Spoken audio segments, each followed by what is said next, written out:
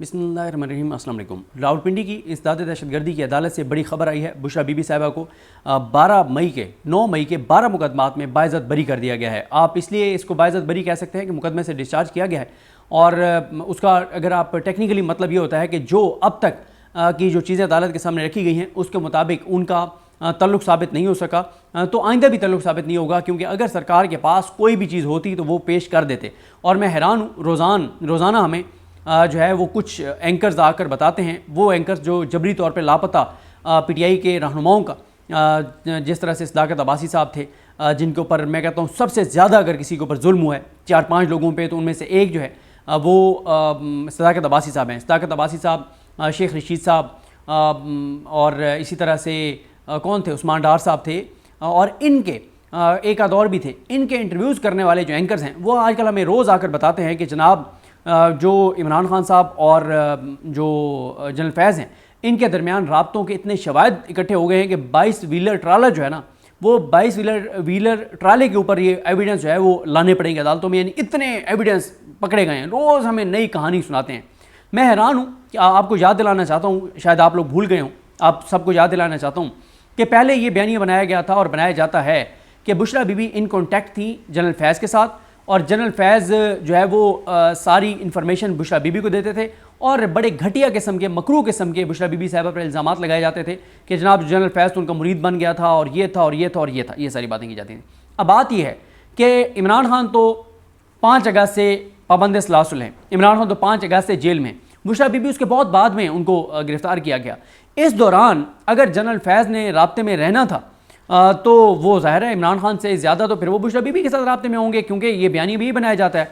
तो वो जो 22 व्हीलर ट्राले के ऊपर वो जो एविडेंस का पूरा एक इतना भारी भरकम एक कई टन जो है वो जो एक उसका वज़न बन जाएगा, वो जो एविडेंस था, उस एविडेंस में से कुछ 4 चीज़ें इधर भी पेश कर देते मलिक इजाज़ आसिफ साहब की अदालत में, ATC के जो जज हैं, ताकि बुशरा बीबी मुकदमे से डिस्चार्ज ना होती। तो ये किस्से कहानियाँ तो हम बहुत सुनते हैं, लेकिन अदालतों में 1% का इनके पास एविडेंस नहीं है, चाहे वो इमरान खान साहब हों, चाहे वो बुशरा बीबी हों, इन दोनों के खिलाफ कुछ नहीं है। और ज़ाहिर है बुशरा बीबी जो हैं उनके लिए ये भी वो बहुत सी मुश्किलात में घिरी हुई हैं। एक ज़ाहिर है इस वजह से वो मुश्किलात के शिकार हैं कि इमरान खान साहब के हवाले से ज़ाहिर है वो बहुत कंसर्न रहती हैं, और फिर उनके ऊपर जिस तरह से घटिया इल्ज़ामात लगाए गए, जो उनके ऊपर केसेस बनाए गए, और फिर उन केसेस के साथ जो सबसे बड़ी सितम ज़रीफ़ी हुई बुशरा बीबी साहिबा के साथ वो ये हुई कि उनके ऊपर अपनी JPTI की जमात के लोगों की तरफ से इल्ज़ामात लगाए जाना कि जनाब वो वादा माफ़ गवाह बन जाएंगी, वो किसी और के हाथों में खेल रही हैं, वो किसी और के साथ इन कॉन्टैक्ट हैं। ये सारी बातें PTI के अंदर से कुछ लोग जो है उनके खिलाफ ये साजिशें करते हैं।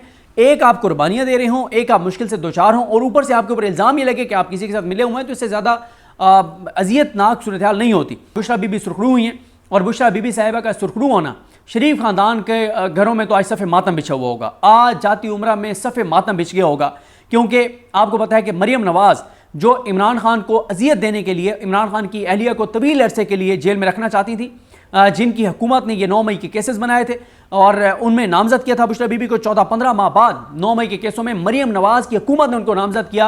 आज ये लम्हात बड़े अजियतनाक, कर्वनाक होंगे मरियम नवाज़ और उनके पापा के लिए, उनके वालिद के लिए, उनके डैडी के लिए, उनके अब्बू के लिए, मियाँ नवाज शरीफ, जो बाकी किसी चीज़ में हो या ना हो, लेकिन इमरान खान की बुग़्ज़, नफ़रत, इंतकाम में हर मामले में ऑन बोर्ड होते हैं, हर चीज़ में ऑन बोर्ड होते हैं। और जब उनको हुक्म मिलता है ताबेदारी करते हुए, सर झुका के नौकरी करते हुए इमरान खान के खिलाफ ट्वीट्स भी कर देते हैं, बयानात भी दे देते हैं, आके इमरान खान पर इल्ज़ामात भी लगाते हैं। तो बुशरा बीबी का सुरखरू होना, बुशरा बीबी का 9 मई के 12 मुकदमात से डिस्चार्ज होना, ये बुशरा बीबी की फतह तो है ही, इमरान खान की फतह तो है ही, ज़ाहिर इमरान खान के हामियों की फतह तो है ही, लेकिन सफ़े मातम है, सोग के लम्हात होंगे शरीफ ख़ानदान के घर में। मरियम नवाज़ और नवाज शरीफ की शिकस्त है, धचका है, वो जो बुशरा बीबी को तवील अरसे के लिए जेल में रखना चाहते थे। और साथ ये भी बता दूं आपको, जो सोमवार का दिन है उसमें मियाँ गुल हसन औरंगज़ेब साहब और जस्टिस बाबर सत्तार साहब ने इमरान खान साहब के हवाले से ऑर्डर किया था कि अलकादिर केस में इमरान खान और बुशरा बीबी के खिलाफ फ़ाइनल फैसला नहीं सुनाया जाएगा, क्योंकि अदालत ने फ़ाइनल फैसले सुनाने से सुप्रीम कोर्ट ने रोक रखा है। इमरान खान और बुशरा बीबी के हवाले से बहुत अहम दिन है। क्यों? क्योंकि कई चीज़ें डिसाइड होनी है इमरान खान और बुशरा बीबी के केस में। इस्लामाबाद हाई कोर्ट में मियाँ गुल साहब और बाबर सत्तार साहब की अदालत में तोशाखाना 2 केस भी लगा हुआ है और अलकादिर केस भी लगा हुआ है। तोशाखाना में इमरान खान और बुशरा बीबी के खिलाफ रेफरेंस दायर कर दिया गया है, लेकिन वहीं पे बुशरा बीबी और इमरान खान दोनों को जुडिशल कर दिया गया है। उनकी बेल अब अप्लाई हो जाएगी और वो बेल के लिए एलिजिबल हो गए हैं। पहले जब जिस्मानी रिमांड पे थे तो वो बेल के लिए एलिजिबल नहीं थे। और नैब का जो ऑर्डिनेंस, नैब के कानून में जो तरमीम के लिए ऑर्डिनेंस जारी किया गया था, जो जिस्मानी रिमांड 14 दिन से 40 दिन किया गया था, उसमें वाहिद उसका टारगेट और निशाना इमरान खान और बुशरा बीबी बने। उसके अलावा किसी का रिमांड नहीं दिया गया, किसी का इस्लामाबाद की एहतसाब अदालतों में ट्रायल नहीं चल रहा सिवाय इमरान खान और बुशरा बीबी के। और 35 दिन तक दोनों का जिस्मानी रिमांड जो है वो लिया गया। 35 रोज बाद अब दोनों जो हैं वो जुडिशल हुए हैं। कल जो इस्लामाबाद हाई कोर्ट में समाअत है 12:30 बजे, उसमें एक गेम चेंजर डॉक्यूमेंट जो है वो अदालत ने मांग रखा है। उस गेम चेंजर डॉक्यूमेंट में वो क्या है, 2019 में अल कादिर केस जो अब बनाया गया है दोबारा, इसकी 2019 में इंक्वायरी हो चुकी है। वो इंक्वायरी 2019 वाली जो है वो बंद कर दी गई थी। इस हवाले से इमरान खान साहब के लीगल टीम ने, सलमान सफदर साहब ने, उस्मान रियाज गिल साहब, ज़हीर अब्बास साहब, खालिद यूसुफ साहब, इन सारों ने, ज़ार हुसैन पंजोता, नईम हैदर पंजोता, ये पूरी लीगल टीम इमरान खान साहब की जो अदालत में पेश होती है, इन्होंने दरख्वास्त दी और कहा, इन्होंने पहले क्रॉस एग्जामिन में पूछा आईओ से कि क्या ये बात दुरुस्त है कि 2019 में अल कादिर केस पे इंक्वायरी हुई थी और वो बंद कर दिया गया था केस। उसने कहा जी दुरुस्त है। उन्होंने कहा वो रिकॉर्ड कहाँ पे है? वो रिकॉर्ड तो नहीं है। क्यों नहीं है? आपने अदालत को बताया क्यों नहीं है? नहीं बताया, खामोशी। अदालत को दरख्वास्त ये दी गई जज नासिर जावेद राना साहब को। ये भी एक अजीम जज हैं, आपको पता है, एक अजीम जजेस इमरान खान के केसेस सुन रहे हैं। जज हुमायूं दिलावर कुदरतुल्लाह से लेके और नासिर जावेद राना तक और आमिर फारूक से लेके और काजी फैसल साहब तक, सब अजीम जजेस जो है वो इमरान खान के केसेस सुनने में इंटरेस्टेड हैं। तो उसमें उनको ये कहा गया कि जज साहब को कि जज साहब ये बड़ा अहम रिकॉर्ड है जो 2019 में ये इंक्वायरी हुई थी, ये क्लोज हुई थी, वो रिकॉर्ड इन्हें कहें कि रिकॉर्ड पे ले आएं। उन्होंने, जज साहब ने दरख्वास्त मुस्तरद कर दी। उस जज के फैसले को चैलेंज किया गया हाई कोर्ट में। हाई कोर्ट ने 21 अगस्त को वो गेम चेंजर डॉक्यूमेंट मंगवा रखा है, वो रिकॉर्ड मंगवा रखा है कि अदालत को बताया जाए कि उस वक्त वो इंक्वायरी क्यों बंद हुई थी, और अगर उस वक्त वो इंक्वायरी गलत बंद हुई थी तो नैब के जो अफसरान थे, वो इंक्वायरी बंद करने वाले, उनके खिलाफ आपने क्या कार्रवाई की है? आपने कोई कार्रवाई नहीं की।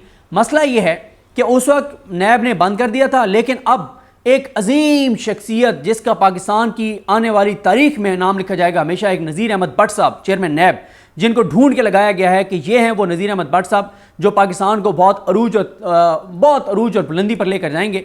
और वो इतना पाकिस्तान को अरूज और बुलंदी पर ले गए हैं कि शरीफ ख़ानदान के एक एक फ़र्द को चुन चुन के, हर चोर डाकू लुटेरे को चुन चुन के उन्होंने क्लीन चिटें दी हैं, दिलवाई हैं, और चोरों डाकुओं लुटेरों को इस मुल्क पे मुसल्लत करने में अपना भरपूर किरदार अदा किया है।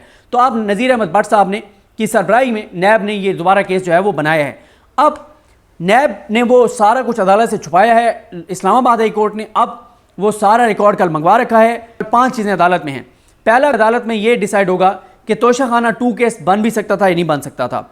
अगर बन सकता है तो फिर जो 57 गिफ्ट्स हैं, ये 57 के 57 पे रेफरेंस दायर होगा या कुछ उनमें से छोड़ के और बाकियों पे वो रेफरेंस दायर हो सकता है।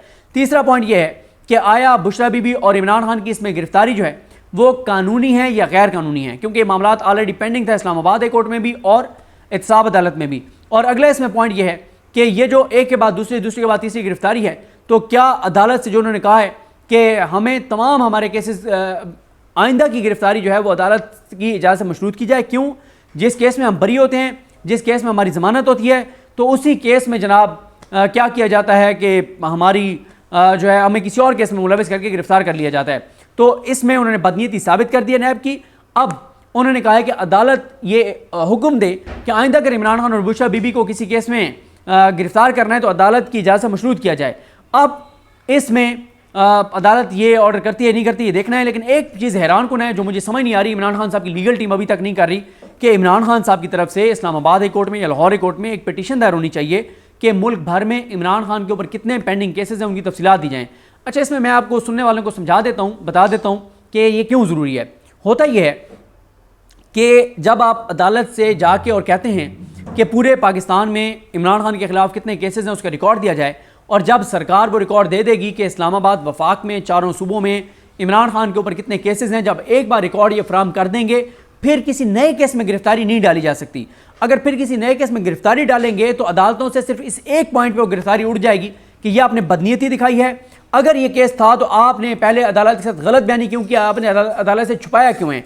और जब वो रिकॉर्ड पे आ जाता है तो फिर लीगल टीम को भी पता चल जाता है कि अच्छा ये 200 केसेस हैं या 150 केसेस हैं या 70 केसेस हैं, 75 केसेस हैं, इनमें इमरान खान जमानतों पर हैं, इनमें ज़मानतें पेंडिंग हैं, इनमें वो बरी हो चुके हैं, नहीं बरी वाले तो इसमें नहीं आएंगे, यानी जो ज़ेर इल्तवा केसेस हैं वो सारी रिकॉर्ड जब आ जाएगा उसके बाद किसी नए केस में इमरान खान साहब को मुलविस करना मुश्किल हो जाएगा। मुझे नहीं समझ आती कि क्यों इमरान खान साहब की लीगल टीम इस हवाले से अभी तक अदालत में जो है वो नहीं जा रही, क्यों नहीं अदालत में जो है इस चीज़ को एजिटेट किया जा रहा। और फिर इसमें अदालत को पिछली समात पर बताया गया था कल इस्लामाबाद हाई कोर्ट को कि 190 मिलियन पाउंड जो हैं वो वहाँ पे सेटलमेंट हुई थी मलिक रियाज की और वहाँ के NCA की, और उसके तहत ये पाकिस्तान में पैसे आए थे, सुप्रीम कोर्ट के अकाउंट में गए, सुप्रीम कोर्ट के अकाउंट से अब कौमी ख़जाने में चले गए हैं वापस। इमरान खान के ज़ाती अकाउंट में ना ये पैसा आया, ना इमरान खान इसका बेनिफिशरी है, ना अल-कादिर ट्रस्ट जो बनाया गया, जो यूनिवर्सिटी बनाई गई है उसमें इमरान खान या बुशरा बीबी 1 रुपए के भी बेनिफिशरी नहीं है, ना उनका उसमें कोई ज़ाती मामला है। उन्होंने मुल्क के लिए और मुल्क के नौजवानों के लिए यूनिवर्सिटी बनाई है जिसमें उनका कोई और किरदार नहीं है, कोई बेनिफिट नहीं है उनका पैसों के हिसाब से। ये पाकिस्तान की तारीख का पहला केस है जहाँ पे सीरत नबी सल्लल्लाहु अलैहि वसल्लम पढ़ाने के लिए और जो है वो इस तरह की तालीमात के लिए बनाई गई यूनिवर्सिटी है, उसको बनाने पर जो है वो केस बन गया। ये पाकिस्तान की तारीख का जो है वो पहला केस है। दिन अब अहम है, कल अदालत तोशाखाना केस पे ये फैसला करेगी कि तोशाखाना 2 बन सकता था, नहीं बन सकता था, और ये गिरफ्तारी कानूनी थी, गैर कानूनी थी। आइंदा की गिरफ्तारियों के हवाले से ये सारी वो चीज़ें हैं जिसमें अदालत ने वो फैसला सुनाना है। कल